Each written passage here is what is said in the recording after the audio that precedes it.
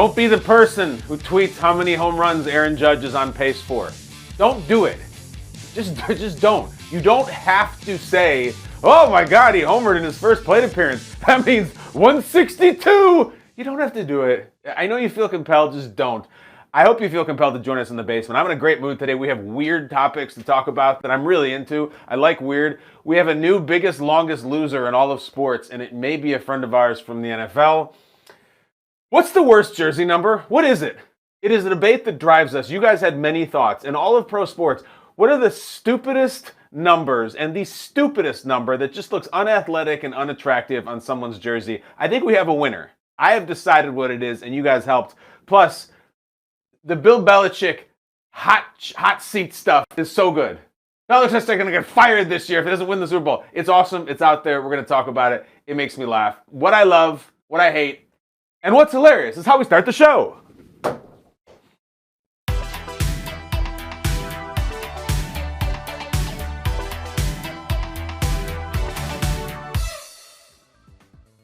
All right, you know, around here in the basement, we like to talk a lot of Sacramento Kings basketball. It's just what we do. It is our lifeblood and our bedrock of the show.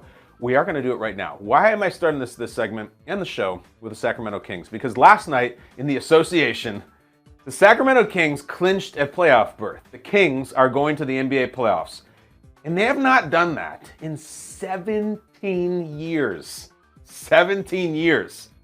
Last time the Kings went to the playoffs, it's the legends were there still. Rick Adams, the coach, Bibby, Peja, and then they also brought in Meta World Peace, Brad Miller, Bonzi was on the team. I loved Bonzi Wells at the time.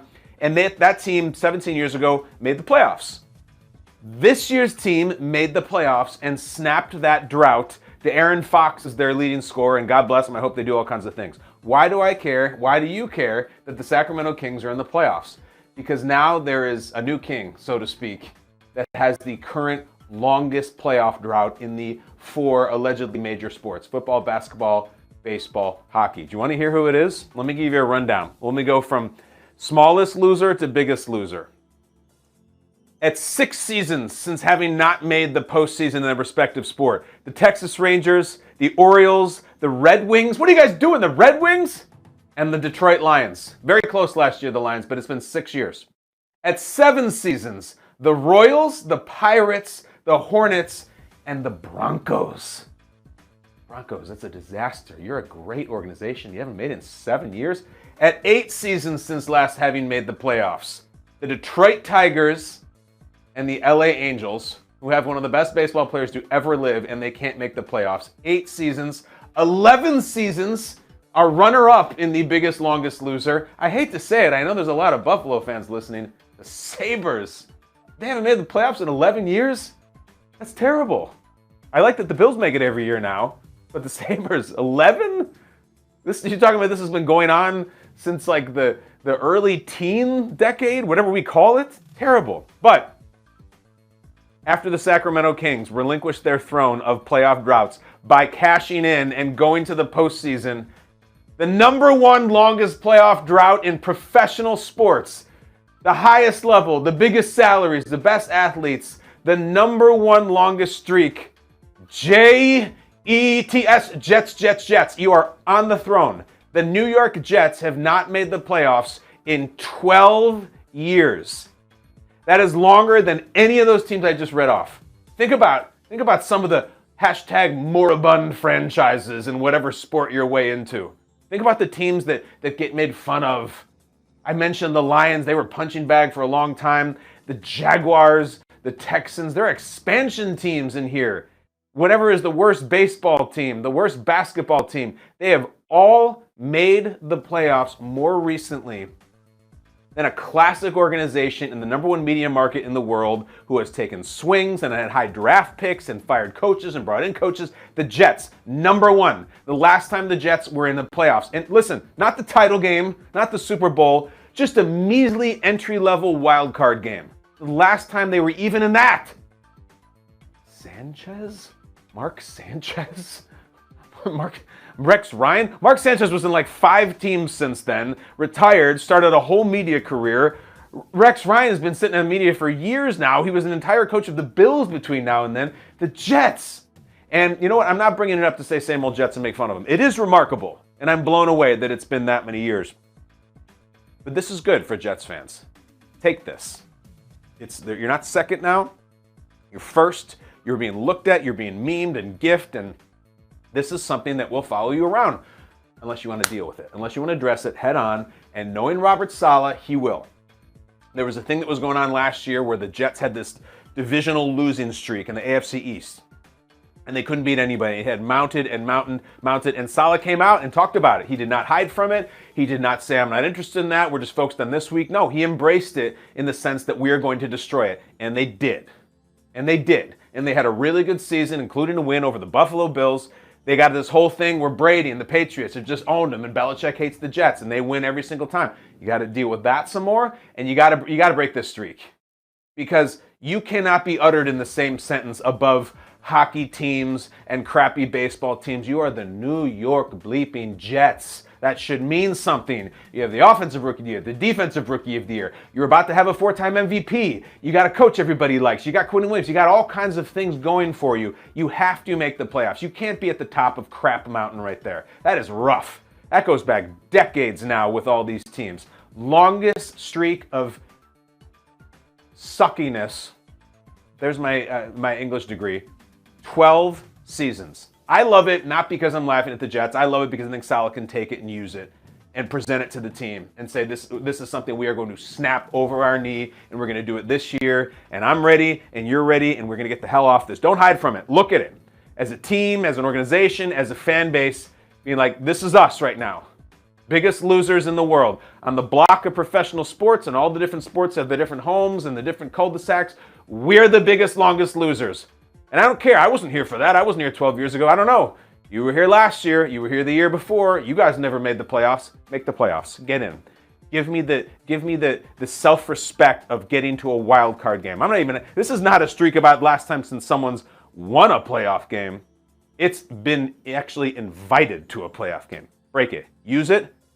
It'll be fun. Because you know what? Once you do it, you'll like this, Jets fans. If you hate Buffalo and you hate the Buffalo Bills, that's your right. Break this streak, get into the playoffs, and the king of crap mountain goes to Buffalo. Buffalo Sabres will become the longest running team. Unless the Buffalo Sabres can cash it in, but who knows?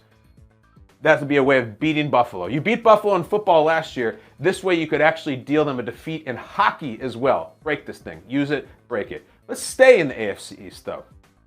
This is a bit of a media observation, have to do with football, and it's something that I call what I hate.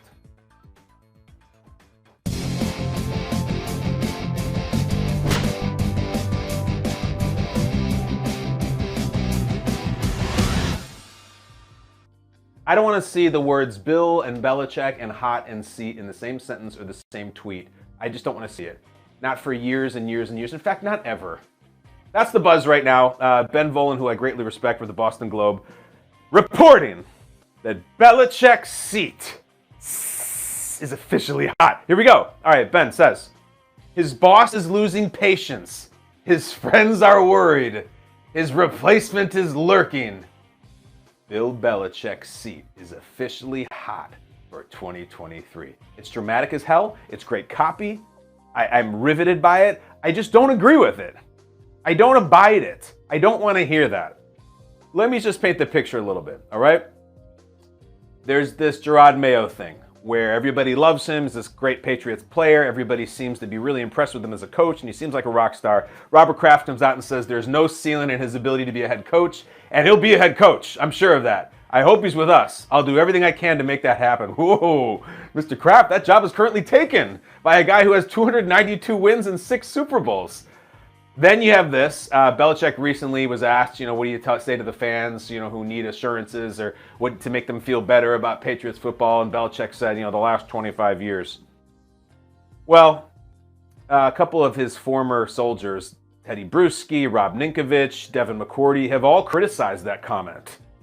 And then Asante Samuel, who used to play for Belichick, who gets very salty sometimes on Twitter, he come out and tweets to Lamar Jackson amidst the rumors that Lamar could go to this team or that team. Asante tweets, Lamar Jackson, my brother, trust me, You don't want to play for Belichick. So there's some heat going on, and there's some heat around Belichick. And I've talked about it myself. Since Brady left, Belichick is a sub-500 coach with one playoff game appearance and just took a walloping in that game, and that's it. And yet I'm not here for it.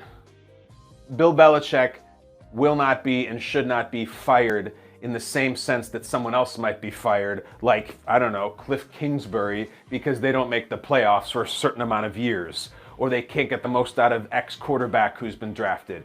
He's immune to all of it. He's above all of it. I said it again, 292 wins, 6 Super Bowl championships. You look at sort of the comps over the years.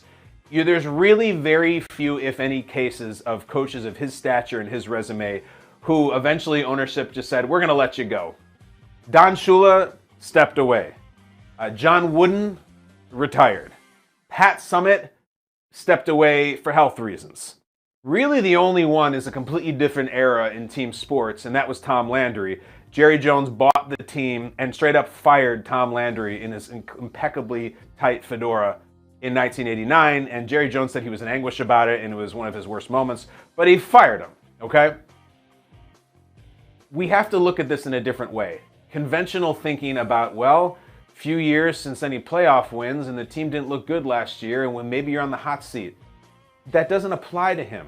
And I guess it's a little cringy for me because hot seat is such a cliche and it's such like a fast food sports media term that you just throw up hot seat and you do your column or you do your TV segment or do your tweet. Bill Belichick is well above hot seat.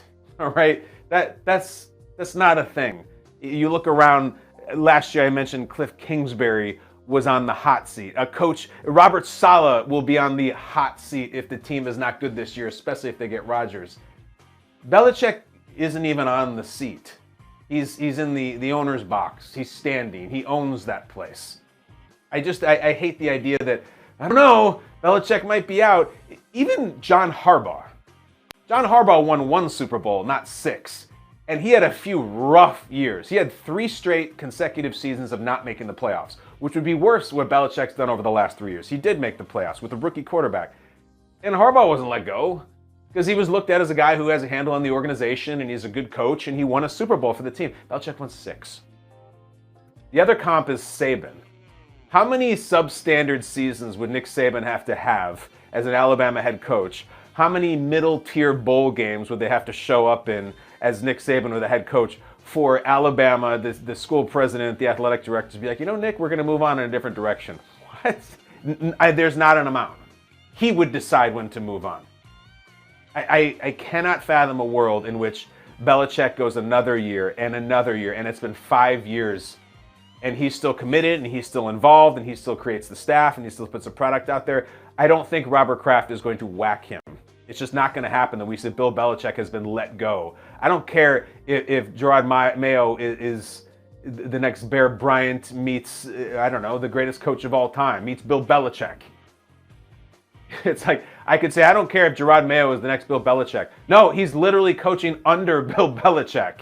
It's just, I don't like the idea that he's going to be held to the same standard as these other guys, and I don't like that it's hot seat watch. There's other coaches in the hot seat. Belichick became immune to hot seat talk, I think, halfway through his time at New England. Like 3 Super Bowls into the 6.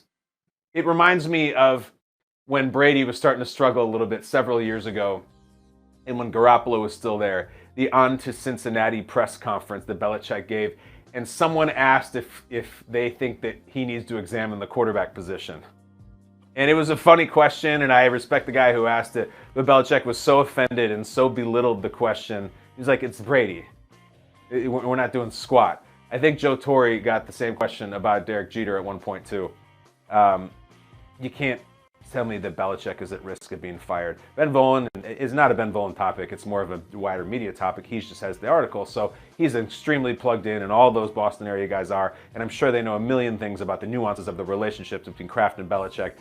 Where I'm sitting, you can't fire Bill Belichick. You can't even tell me that his job is in danger. He will decide when he is done being the head coach of the Patriots and then let you know. He has earned that. He deserves that. He has worked for that. There's no firing Bill Belichick. There's no flirting with it. There's no saying playoffs or bust for you. This isn't some guy you called up from college and you give a couple of years and you say, it's not working out. It's not Matt Rule. It's Bill Belichick. The seat is not hot because he's not even in it. Let's get to what's hilarious. This one is fun.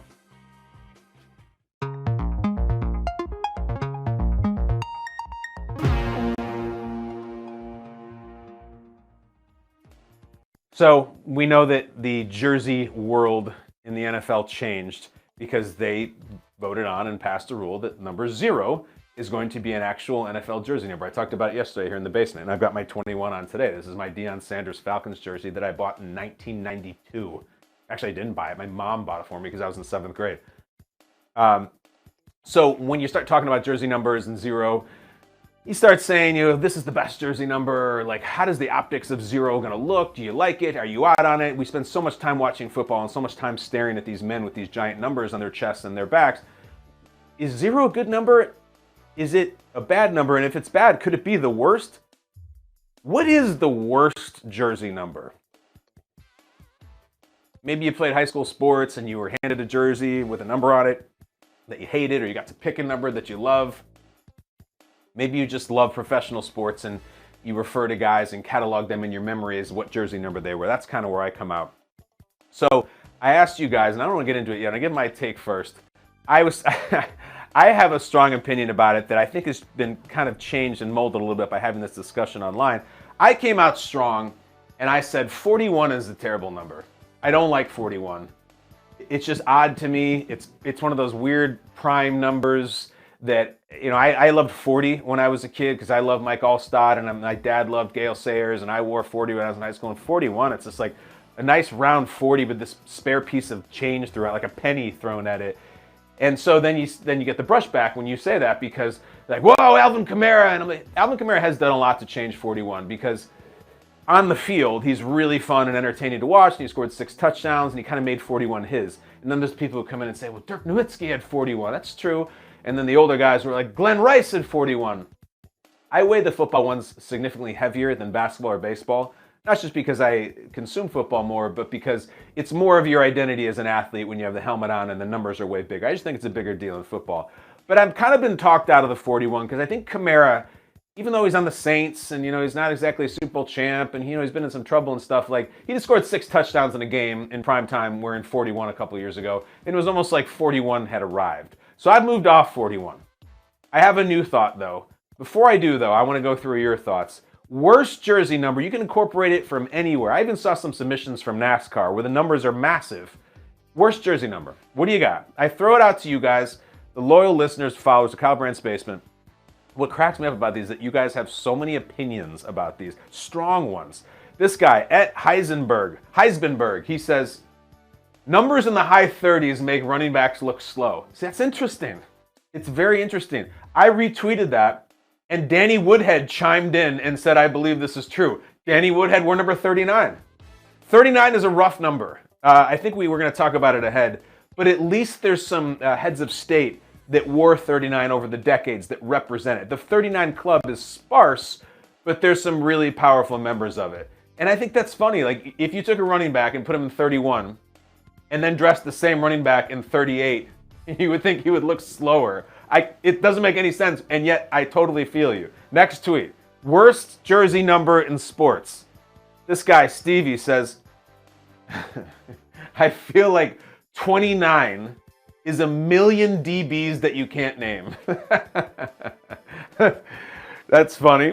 All right, I know what you're getting at. It's just like some safety, such and such. You don't remember his name. It's 29. But 29 was also Eric Dickerson, who's the first ballot guy and the single season champ and a legend. One of the tests about is the worst number ever is when you hear it, can you immediately name a player who wore it? For me, Dickerson, yes, I can. 29. Next. These are great, though. I want to just do this all day. NFL Fashion Advice, a great account. He says, 46 is brutal. And he includes a picture of a player on the Lions. And he says, especially in that goofy Lions number font. It is a goofy font. It's bad. 46, not a great number. And does it pass can I immediately name a 46, like without even thinking about it? Tell me, my staff knows baseball really well. Wasn't Andy Pettit 46? I think he was. But in football, Not a pretty number at all. That's certainly on the watch list. The high 40s numbers get really ugly. Next. Oh, Jimmy's in. Jimmy Traina, 47 is the worst number across all sports. I disagree, Jimmy. It doesn't pass the test. Immediately, I think 47, I see John Lynch. John Lynch, Hall of Fame player, Super Bowl champion, GM, Captain America. Everybody knows Lynch. I think 47. I'm not saying it's a great number. I think there are worse numbers than 47. But you're going to see a pattern here. A lot of you think the high 40s are no man's land. And I think I'm with you on that. And I have a conclusion about it. Next, after Jimmy says 47, worst jersey number in sports. All right. See, this is what I'm talking about. This is such an interesting perspective. Good Talk Russ is his Twitter handle. He says, I've never loved 87. Feels too fat for a wide receiver and too skinny for a tight end. I don't agree with that, but I love the way that you break it down. 87, Jordy Nelson comes to mind. Muhsin Muhammad was 87. Robert Brooks, also on the Packers before Jordy was 87. Just game breakers, like big time wide receivers. I don't think it's too fat for them. I will say one of my oldest friends, also named Kyle, hates the number 88. Hates it. I'm like, how do you hate 88? It's Michael Irvin. It's Dale Earnhardt Jr. And he says it's like a digital clock with every single little stick filled. It's just too much. It's gross. It's a gross number. People have opinions about numbers. Next, what do we have? Can we settle on the worst number? All right, Craig says, I think it's 48. I just Googled it to confirm, and it's a bad one. Hold that thought. Craig, I think you may have cracked the case. 48 might be despicable, and I'm going to prove it shortly. But let's finish up the tweets, because I love these. I love that you have so many thoughts on them. Blink Eli says, from an NFL perspective, 6 is surprisingly bad. Jay Cutler might be the best 6 of all time. Fascinating. Because you think 6 is right there on Main Street of the single digits. It's right there. It's beachfront property. You got 7, you got 5. There's tons of great ones there. What's up with 6? And you're right. It's Jay Cutler is really the most accomplished 6. 6 should be a very popular number. 6 is the amount of points you get when you throw a touchdown. Why doesn't everybody 6? Baker Mayfield was 6, but it's slim pickings at 6. I think 6 is the most underrated number in sports. Did LeBron wear 6 on the Heat, I think? But in the football perspective, it's very, very, very thin. Couple more. Next tweet. Jay Sequela says 49, worst number in any sport. It's the third string safeties number. High 40s, guys. We figured this out. High 40s. 49 is also weird to me. It's especially strange when someone on the 49ers is wearing 49. That's always weird. Is that an honor to wear 49 on the Niners? Because I don't see a lot of stars flocking to it. I'm out on that. Last one. Will Parkinson, friend of mine from the Turn on the Jets podcast. He says 61 is horrendous. We're taking the lineman numbers out. 46 is even worse. He says that's just disgusting. Is it? High 40s, mid 40s, I guess. We figured it out. So I figured this out. I think the worst jersey number in team sports, I think it's 48. In fact, I know it's 48. 48, it fails the test of you immediately think of an iconic player, let alone a Hall of Fame player wearing 48. When I hear the number 48, especially on the football field, I just think it's the long snapper. This is a guy who goes out there in 4th down and throws it between his legs, and God bless him, but he does it wearing number 48. And if you want to know the background of this, Pro Football Hall of Famers wearing number 48, one. Les Richter is a Pro Football Hall of Famer. He's a Rams linebacker from 70 years ago, back in the 50s and 60s. Only guy. Countless thousands of NFL players who have between 1 most of the time and 99 to choose from, and the only one who has been enshrined in football heaven wearing 48 is a linebacker from the 50s. Amazing. I think 48 is the worst number. I think it's the least desirable number. Stephen Davis, we remember him from the early 2000s. He was on Washington. He was on Carolina. Good player. Ran up a lot of yards. He was 48. Active 48s, Tay Crowder from the Giants. and Bud Dupree from the Titans. Good players, but I'd love to know the backstory of how they ended up with it, because I remember when Bud Dupree changed teams to the Titans, I guarantee he had his pick. If he wanted 48, it was right there for him, because no one else is touching that thing. I was talking to Jason McCourty earlier today about this topic, and he says the 40s, you just look slow. And I go, oh, really? Like, even 40? He's like, let me tell you something.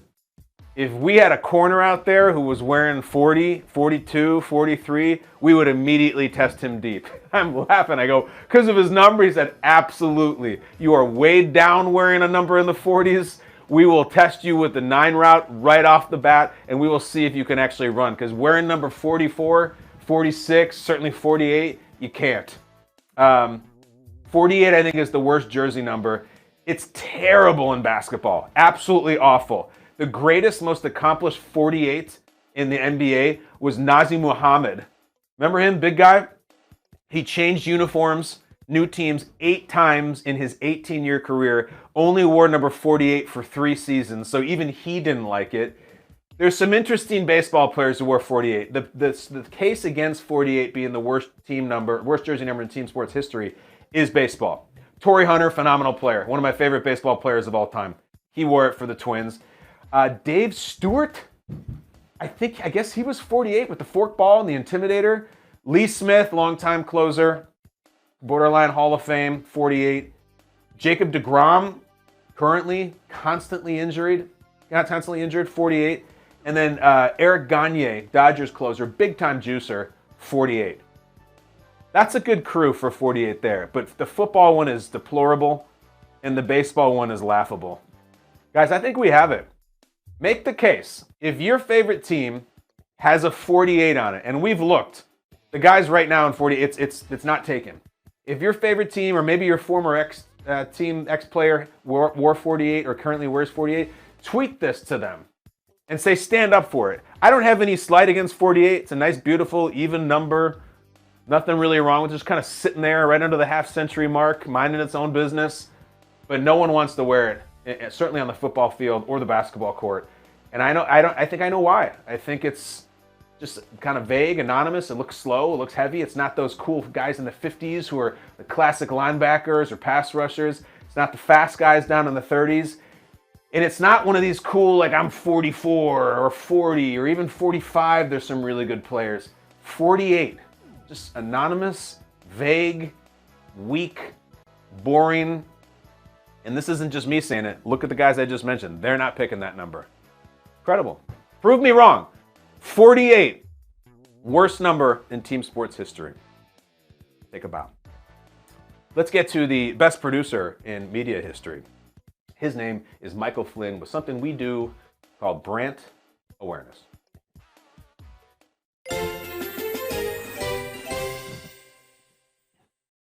Flynn, 48, we decided to crown as the worst number in team sports history. Did we get it right?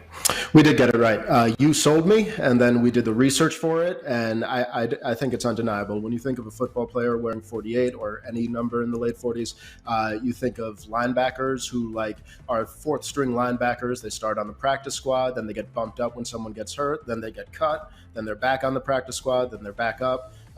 Even baseball, you named a couple notable ones, but after that, it's middle relievers who usually awful. It's 48. It's the worst number in sports. Even the baseball guys that I mentioned, most of them were yesteryear, the Gagne and Torrey Hunter and all that. I'm trying to remember. Now I've gone to a different avenue. I'm thinking of 1948. I'm trying to build 48 up and see. And if my high school history is serving me right, I think that 1948 was the Dewey defeats Truman, where they messed up the headline about who won the presidential election. I think that's what it is. So if I'm right about that, 48 couldn't even get the presidential winner of the election right. Just a terrible number. If that had been 42 or 52 or 44, they would have nailed it. 48's a terrible number. I feel good about our decision. Terrible number overall. I also imagine, I'm not there yet, but when you hit 48, you're like, oh my God, I'm almost 50. It's just a bad number. That's true. That's true. It's no man's land. Listen, you're not even in that classy silver-haired 50s thing where you're like, oh, I'm 50, my 50th birthday. It's just like, man, I'm in my late 40s, and that sucks. You're right. I'm not at 48 either. I'm not even close, thank God. But like I can see it around the corner, and I'm not looking forward to being that age. It's not like, man, when I'm 25 or when I'm 40 or when I'm 50, no one's like, man, when I'm 48, like I'm gonna really have my stuff together. Terrible age. Good call. Terrible age. Awful number. Let's get into the headlines. Today, Florida QB Anthony Richardson had his pro day, and on Good Morning Football, you said you wanted him to wow people, and I think that he did. He unleashed a 74-yard pass, and at one point actually hit the roof of the Florida practice facility. What are your expectations for Richardson? Well, I'm loving what you're saying, because here's the deal. Anthony Richardson is this awesome athlete who has not performed spectacularly as a quarterback, and he's going against two other quarterbacks in Young and Stroud who have performed spectacularly at the job they're about to be hired for. But I want Richardson. I want these people to be so naive and so seduced and so titillated by his musculature and his athleticism. I just want one team. That's not true. I only want one team, and it's the Carolina Panthers, to say, damn it, we can build him. Give us a couple years to get our hands on this guy, and we can make him into a monster. He's got, listen, all these people these time of year, they're so seduced by no ceiling, high upside, untapped potential. And I think we're in an era where everyone is trying so hard to hit a home run at quarterback that they don't want to hit a stand-up double. They don't even want to hit a triple. They have to hit it 500 feet, or they're not going to be able to get to the Super Bowl or even win their division. Anthony Richardson has the athleticism, and what you're talking about today, he's hitting the rafter with his throws. They're like, just let me sit with him for a while. Give me 1 year of him on the bench, and I will make him the next Patrick Mahomes, but faster and with a bigger broad jump. I like that storyline, because I love the draft. It's so hard, and people do such stupid things that are so regrettable, and sometimes they do really smart things. So Richardson, listen, if there's a game, and it was Florida versus Kentucky last year. It was Anthony Richardson versus Will Levis, and it was terrible. It was so bad. They both played poorly. There was a combined 3 interceptions between the two of them. I think one of them was a pick six. And it was the polar opposite of the legendary Patrick Mahomes Baker Mayfield game that happened years ago, where they each threw for like 500 yards.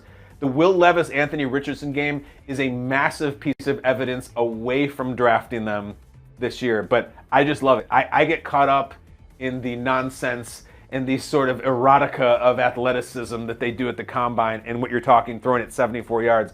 So we still have several weeks. This is a campaign. It is a campaign to see who can shock the world and be the number 1 overall pick. And now he's just going to let that sit. I'm the best athlete on the board. You want to come and get me? You want to take that little short guy over me? You know how big and strong I am? Good luck. I love it. He mission accomplished, and now we sit and wait, and the brains of the NFL people just turn and turn and churn and try to convince themselves, instead of taking Stroud or Young, who look good, let's go for it. Let's either get an A or an F. I'd rather that than a B minus. So that's where we're at, and we'll see what somebody does in draft night. I don't know. I like his flair, too. He's got a good personality. When asked if he hit the roof on purpose, he said, I'd seen Will Levis do it, thought I'd see if I could put a hole through it. So definitely a guy to watch. Moving on, it's opening day in Major League Baseball, and the Texas Rangers have unleashed the Boomstick Burger at their ballpark. The 2-foot, that's 2 feet, not 2 pounds, burger topped with chili, cheese, jalapenos, and your favorite onion rings costs $34.99. Are you buying one? No, I mean, no. This is the time of year where some MLB team does their Franken-food or whatever it is, and God bless them, and we talk about it, and everybody tweets it, and everyone says, that's trash, that's disgusting. That's why they're doing it. It appears to be a pretzel bun. I hate onion rings, so I would take them off. There's nacho cheese. There's those weird ballpark jalapenos, which is always strange because it's produce at the ballpark, and I'm not into that. It's chili. The question remains, Flynn, always like, all right, so you purchased this. You try to be funny, and you're being ironic, and you put it on Instagram, fine. Where do you take it to your seat? Because that thing is wider than your actual seat. That means you're involving the people next to you who maybe you don't know, especially on opening day. You can't eat it. You need a napkin. You don't even need a napkin. You need an apron and a hazmat suit and a shovel. So it's great Texas Rangers. You made something that's improbable, but I just wonder, the person who buys it, how do they actually consume it? And don't they immediately regret buying it? Tell me I'm wrong. You do regret buying it after you put it up on that Insta story. It's huge. Yeah. It's messy. It's not something you can eat at your seat. I don't think it's something you could even eat with your hands. I think, or imagine you have to break it into multiple pieces and then it's all over the place. I'm not a jalapenos guy. I am an onion rings guy. I still think you're crazy for that. Okay. I'm actually going to Texas for a wedding in late May. We're hitting up the Astros and the Rangers Stadium. I'll report back to you if I see somebody who actually has purchased this. Yeah, well, it's going to be you, Flynn. Like, you have a duty to go and purchase it, don't you? Come on. You're going to a wedding. Everyone's going to be living it up, and you like onion rings. Just get it, hold the jalapenos, and put it on the IG. We'll do a love hate hilarious about Michael Flynn eating what the hell is this thing called again? The broomstick burger, boomstick. The boomstick burger. Yep. Good job. Way to go, Rangers. Yeah. Way to go. Try not to lose Yep. 100 games this year. Yeah, they will. Finally, when the NFL season ended, I sent you a list of new segment ideas, and I want to try one of them out. Last week, celebrating the return of slam ball, we asked our viewers for their favorite fringe sports. So this is something I'm calling the next big thing. We can work on the title later, but basically I'm going to show you a sport, or in this case, a competition that you hopefully haven't seen or heard of before, and you let me know whether you think it's something that's going to catch on. So without further ado, I present to you the Iowa Husband Calling Contest. Bob, hurry, hurry! Bob! Robert! Dean! Yoo-hoo! Yoo-hoo! Key! Key! Yoo-hoo! Cuckoo! Cuckoo! The clock says...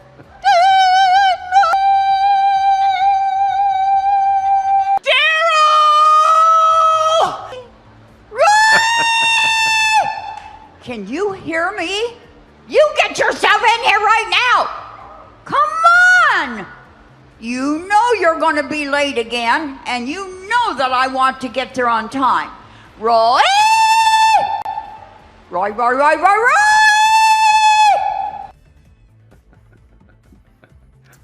So I'm impressed. I have some facts for you. The IHCC, as it's called, takes place at the Iowa State Fair every year. It features about 12 to 15 entries. That video I just showed you is from 2017, but it is still happening. The winner receives a grand prize of $5. The champion in this case was Bonnie Swalwell Eilert. Bonnie has won the contest multiple times and estimates she's been competing in it for about 35 to 40 years. All competitors receive an honorary ribbon. One of the judges explained her criteria, and there's 3 of them, not unlike Takes on Takes. She judges it based on your first impression, your last impression, and the presentation. That was a lot of info. What is your impression? All right, here's my impression. I'm going to approach this as a producer. There needs to be a complementary competition to the Iowa Husband Calling Contest, which is the Iowa Husband Response to the Calling Contest. So when they're screaming and whistling like birds and Roy, we need to have the husbands lined up, and they do the yeah, or they do what, or they do I'm doing the kids right now. I'll be down in a second. Like, I need to hear their responses. Or are they, yes, dear. Yes. What is it, my love? Are they that measured patience? Are they I'm at the edge of insanity? Because some of those women, including the older woman, she looked like she was from the 19th century. And I mean that she was even like in colonial garb or something. So maybe she's been married for about 100 years. So maybe her husband, God pray for that man, maybe he has that chemistry with her where his response is sweet and complimentary. But I wanted to scream back at the screen just hearing some of those. I'm in a way kind of triggered by that. Like, I feel like I just was yelled at by my wife. So how do you feel? You're a family man. That might have been like one of the worst things I've ever watched. I apologize to all our listeners, especially who had no idea it was coming. I like your idea. I wish there was video. If this woman's really been competing in this for 35 to 40 years, I imagine that her husband's response at the beginning was the what that you mentioned, and over time, it's just become a complete ignore fest. This is insane. It's hilarious. It's insane. No disrespect to Iowa, but it seems like something that would come out of Iowa. They do have complimentary. They do have complimentary contests. There is a mom calling contest. There is a hog calling contest. They also have, quote, more competitive, family-friendly events, unquote. So yeah, whole big thing at the Iowa State Fair.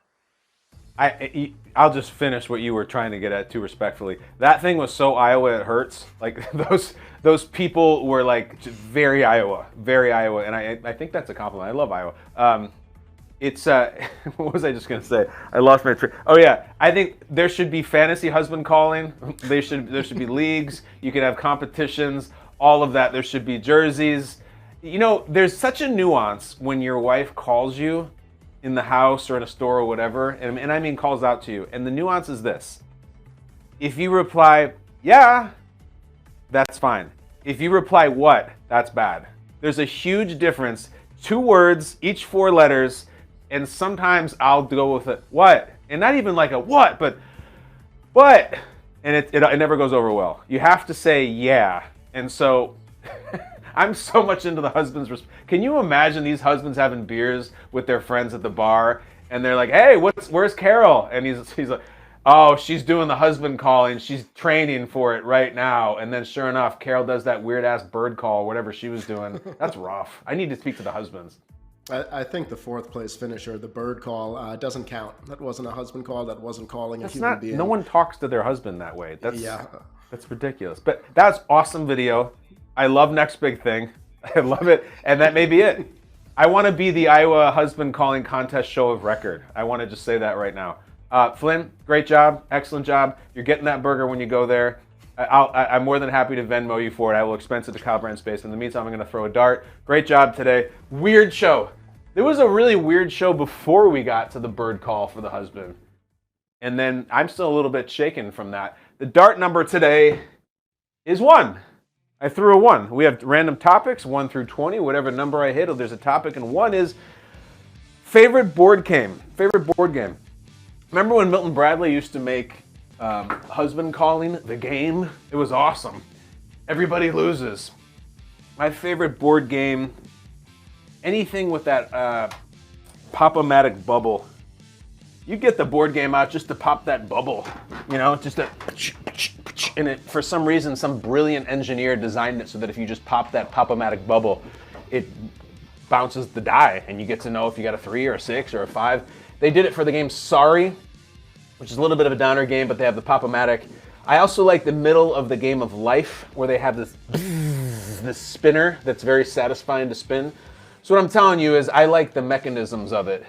I don't know, I can't explain why, but I played a lot of board games as a kid, and I played Clue, and I played Monopoly a million times. Anything with the Pop-O-Matic bubble. So I'm going to say sorry, and I'm going to say I'm not sorry for it. But I am very happy and grateful that you guys joined me here in the basement today with probably the weirdest show we've ever done, but one of my favorites. We talked about it all. We will talk about more tomorrow. Kyle Brandt's Basement, last show of the week tomorrow. Please join us. Share, like, retweet, subscribe, all those wonderful things. In the meantime, please exit through the garage, close the door on your way out. See you guys.